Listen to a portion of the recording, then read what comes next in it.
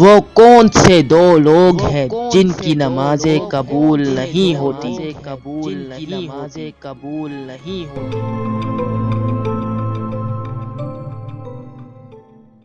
حضرت عبداللہ بن عمر رضی اللہ تعالی عنہ سے روایت ہے کہ رسول اللہ صلی اللہ علیہ وآلہ وسلم نے ارشاد فرمایا، دو لوگ ایسے ہیں جن کی نمازیں ان کے سروں سے اوپر بھی نہیں جاتی، یعنی قبول ہی نہیں ہوتی۔